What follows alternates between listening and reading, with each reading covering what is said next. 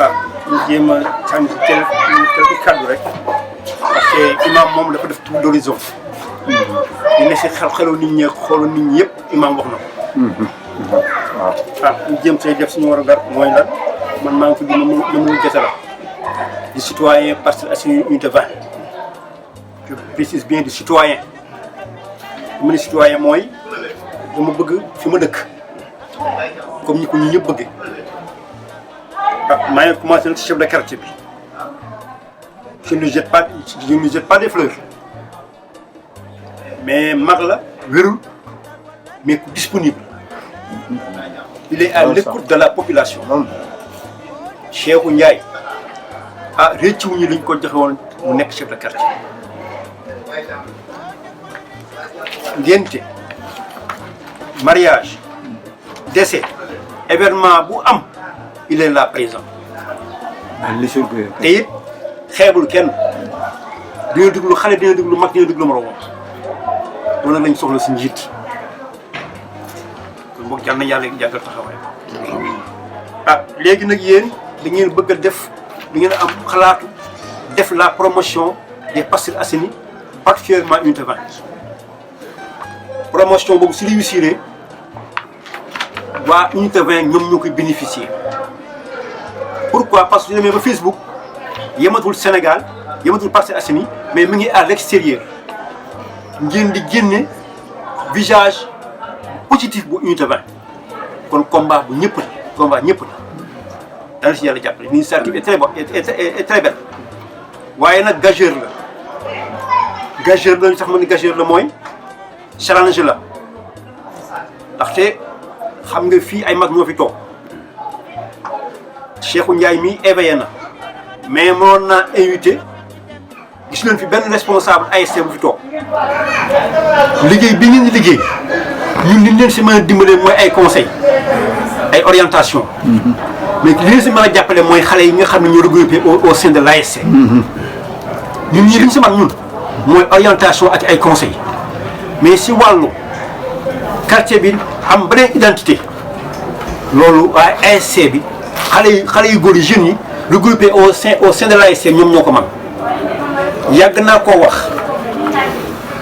ah man de dafa mel ne am naa fi kër dama fi luye waaye man fi laa dëkk ma leen wax waa ASC bi ñu leen bés bu nekk yéen ñu ngi leen di financer chaque année waaye lan ngeen defal population bi parce que loxoy kaw ba day weesuloo su leen mairie bi financé ngeen def seen football pare lan ngeen indi ñamal lu ñu war a def population ma ne leen yéen waru leen xaar ñu woo leen pour ngeen nettoyer école yi. PC yaa ngi fi gardien bi mënu ko waruñu leen a xaar pour ngeen nettoyer jumaa yi jàkka yi église yi loolu rôle ASC loolu xale la waruñu leen a xaar pour ngeen nettoyer ngeen xëy def nettoiement quartier bi. loolu war nañu ko def sans sax ak maire bi di ko def. parce que yéen fi dëkk. mais yooyu ma lim yooyu yëpp dara amu si. kon bokk moo tax ma ne yéen lii ngi di jël challenge la challenge bu rëy la. parce que xale yi seen bopp ñoo amul volonté def dara pour seen environnement kon ne leen yàlla jàppale. li ma leen di conseillé nag mooy ah yoon wi ngeen jaar noonu la mooy am ngeen xalaat bu baax ngeen jaar si kilifa yi nga xam ñoo nekk à haut niveau muy chef de quartier bi ak ay responsable am mais nag xam nga imam wax na ko léegi da nga indi benn projet nit ñi gis ko mu xam ne porteur la ñu jël ko aati moo ko détourné ko léegi yéen pour seen projet bii nekk loo xam ne porteur la dama leen di conseiller ngeen ànd ak Cheikhou Ndiaye wala ndaw mi dem ba si maire bi xamal ko ne comme ñun ñii lañ bëgg comme ça mu bañ a nekk luy betti maire bi su ko gisee parce que loolu aussi intérêt maire bi la pour ñuy revaloriser parcelle bi nga xam ne moom mooy maire bi mais pour mu bañ ko bett ngeen dem ba si maire bi xamal ko ni ko ñun projet bi lii lañu waxtaan si ak responsable yi loolu daal laa leen di conseiller parce que maire bi aussi defoon na fi kii de quartier conseil de quartier parce que lu muy jariñ mooy valoriser koñ bi mu am relation ak extérieur comme Mbaye Jacques Diop ni mu defoon ba Rufisque am potentialité yu bëree bëri tey waroon nañoo fexe tey lii ngeen def su demee ba réussir tey ñu valoriser quartier bi image yi ñu koy gis si bitim réew maire yeneen pays européens yooyu pays occidentaux yi gis ko am relation ak ñi nekk fii mu indi ay njëriñ yoo xam ni quartier bi moo ko maîtriser. moo ciy jiite moo ko jiite. loolu lu am njëriñ la. moo tax man fu ma gisee man boo fa ngeen gisee. yal na leen yàlla jàppale. mais ngeen jàppale aussi ni du yomb. yomb de. jël leen dem gis maire bi ba pare jël président ASC boole ko si biir. chef de quartier bi li tax ma wax ni ñi ma woo ñoo dañu am solo ñii dañu bëgg quartier bi. gis nga imam léegi wax na la projet bi nga xam ne amoon na ko mu néew seen projet ah kii muy Gora Fall gis nga ni mu mel si jàkka yi ak jumaa ji amul guddi amul bëccëg kii mooy tànku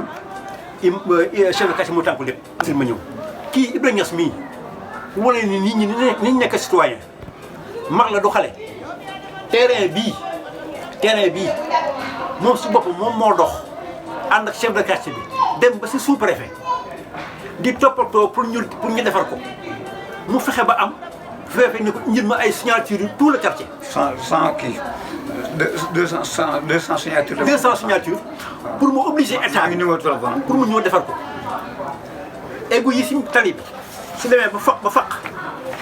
affaire ba ay ñu sàcc ko la mu dem moom moo jël alalam defar benn égout ñëw teg si xeer pour yooyu yëpp bañ a nekk jëriñu askan bi su ko neexee mooy du nekkul buntu këram parce que loolu fa mu ne ak fa mu dëkk bokkul moom mëkk dëkk taliba mi ngi defar terrain bi moom mëkk dëkk taliba égout yi yëy yàqu ñu nga si benn ña nga feneen pour wala ni nit ñi seen bopp mag ñi xalaat yi ne si ñoom yéen ci ne si ñoom su nekkoon tey nekk na si xale yi te ñun dem nañ suñu yoon. bu yàgg exemple laa la jox rek si ñas bi. Moussa de jël yeneen responsable boole ko si biir. loolu laa leen di conseil waaw ah fi muy mujj rek mooy li imaam wax léegi Facebook grand place la ku si ne mooy indi sa xalaat ngeen fexe ba ngeen initiative bii ngeen am bu noble bii ngeen am bu leen si dugal lu ñàkk fula. bu leen si dugal loo xam ne day indi ay réeróo bu leen si dugal loo xam ne day indi polémique lan moo leen motiver mooy la promotion de l'unité vraie loolu rek mooy intéressé yàlla si yéen a jàppale. waaw jërëjëf. merci. man maa ngi tudd Ibrahima Niass di chargé de division di ci maire Moussa Sy chargé de division laa ci maire bi te li mu fi liggéey it umpunu ndax unité bu ne ku fu mën a joxub cër jox na la fa ab cër unité yëpp. ci lim yilif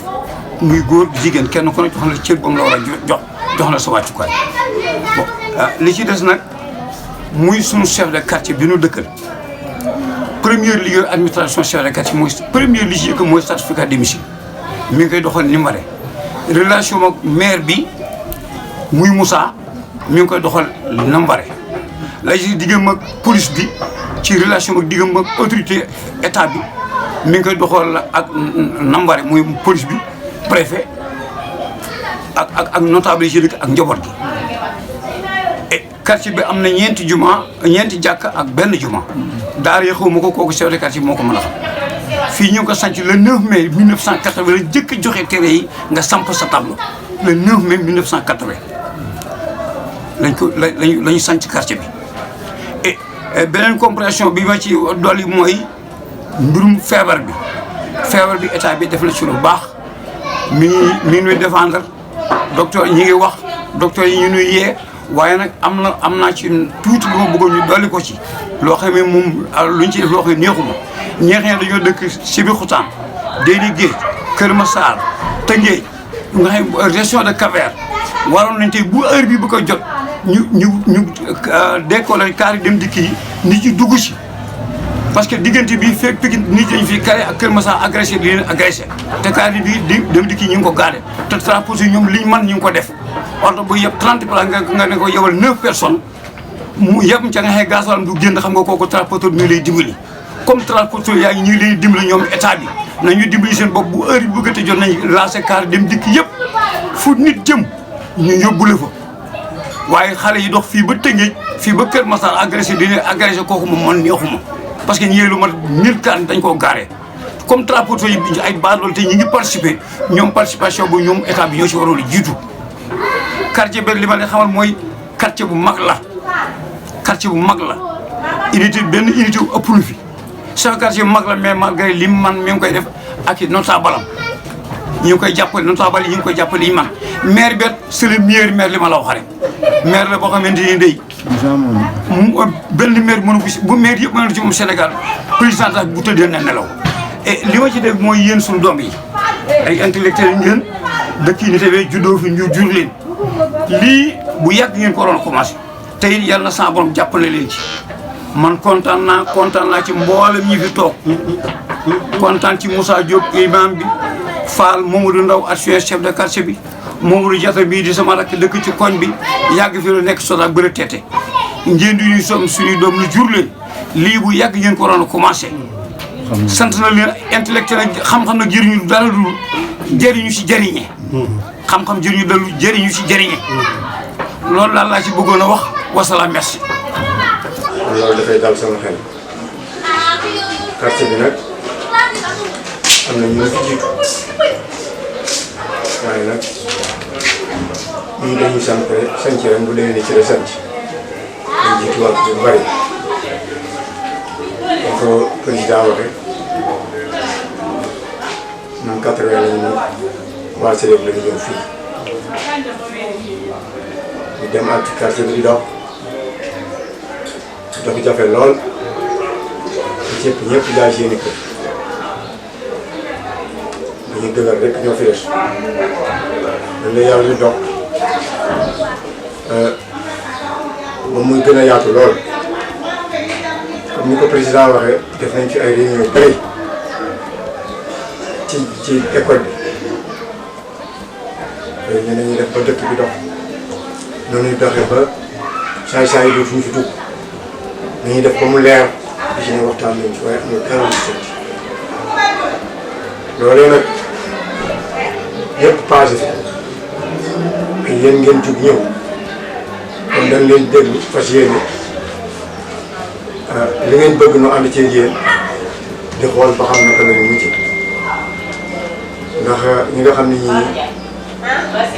ñoo fi nekk ni ko Imam Moussa waxee ñun de jàkka yi ak jumaa yi lañ am yàlla dogal nag unité bi def na ci ak jubóo am nañu ak jubóo bu mat a mat ci li ma ci sama xol man tam jubóo bu mat sëkk boo xam ne kenn ku ci sa morom day mel ni yéen a bokk ndey ak baay te loolu yëpp ñu ngi ko tibbee ci ñii di ilimaan yi ak président ndax bu ilimaan jugee président jug dafay daal di yomb waaye kenn ku ci dëng rek yàqu-yàqu mën na daal di am te loolu moom ñu ngi koy dox kon loolu ñu ngi leen ciy gërëm bu baax a baax ginnaaw nag yéen da ngeen a jug ngir bëgg lu rafet bëgg lu gën a rafet doon leen leeral ni yii yëpp dox na fi waaye benn ci réussir ci te bu ci nekk réussir la ñu bëgg kon nag ñi ngeen fi dajale woo leen président dajale leen fi moom xam na ni ñii mu dajale fii lu ci waaye wax du dellu ca ginnaaw incha allah bu la nee tey ma dee tey la dee bu la nee nangam dara ci waaye ndaw mi ak ilimaan mi ak kii kenn ci wax ci dellu ginnaaw kon dama mel ni daan ngeen yoonu juba li koy limaan waxee ci jàkka yi jumaa yi quartier unité ñeenti jàkka la jàkka yi 1 2 3 4 ak jumaa ji mu 5 ñeenti ñoo fi nekk waa Fapal waaye nag yàlla dimbali na leen ñu déggoo ci ay wax lool kenn ku ci jëm conseil nangam war naa incha allah gis naa dañ ko topp coow ba loola kon loolu ñu ciy dégg bu baax a baax ñu leeral loolu lii ñu loolu ciy dox donc ñu ciy dox de ñi ngeen woo fii daje fii ñii de amu ci ku la ciy wax loolu wax ba day buñ nee nañu réunion incha allah bu ñu waxee heure bi dañu fa teew buñ nee nangam loolu daal kon loolu ñoo ngi ci di ko dox dafa mel ni daanaka ni élément dafa ndax képp wax yëpp nag daanaka ci lu fi waay waxati si yoo xam donc ngay wax waaw kon loolu daanaka ni jërul guddal moom waxaal nañu ñun ñëpp rek waaw kon loolu lañ ci amal ci kàddu yi ci kàddu yi ñu ciy doxal ñu góorgóorlu ci baax a baax man de bu ma feebar dara jotuma fu ñu mënee dàngam bu soobee yàlla bu fa ñaar dikkee ñetteel ba ca laay doon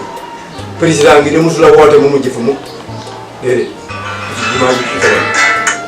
wax ji nag daanaka bi Elimane waxee rek daanaka lépp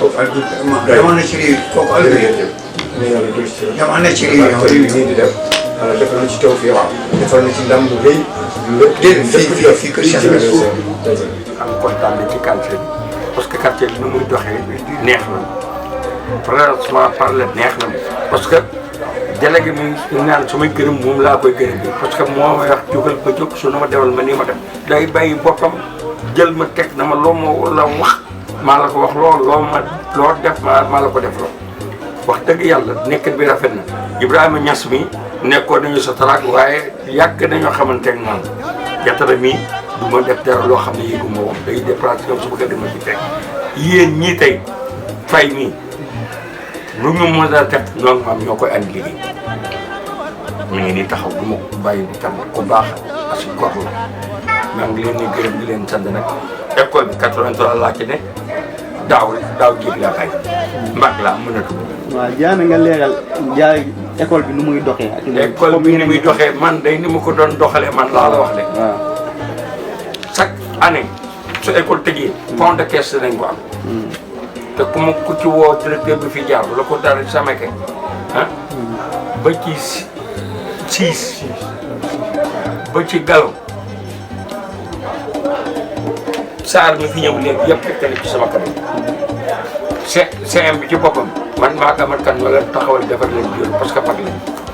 mi ngi doon dox sant bi léegi nag wax dëgg yàlla xamatuma ci dara ñi ngi wax ne ma waru ma woon a bàyyi mais wax dëgg yàlla man mënatuma quartier bi moom mi ngi dox 5 mi ngi def normal ASC bi su mu ne la ASC bi li délégué wax moo ci waaye suñ ne trésorier bi Amadou Ndaw moo ko yor fii mu ne kay di ngeen man su def dara ñëw ci man àbb si ma ko ba dem jox ASC Parcelles ci dental lañ ko amee kayiti dental ko la ASC Parcelles kayit yi waaye su ñu déggoon mag ñi su sob yàlla carte bi feneen lay ngay dégg bi loolu foo dem ñu ne ma unité 20 ñoo fi man maa ngi dégg école 10 école 10 donc ay 80 000 90 000 daan nañ ko jël di encaissé boobu noonu di action yi li ngay dem di koy versé 81 ba léegi maa ngi fi lu bëri xam naa ko fekke naa unité 20 daal gàcce ngaa la surtout xale yi jàppale ñu ngi kanam waaye bu ñu jël ngeen baal ma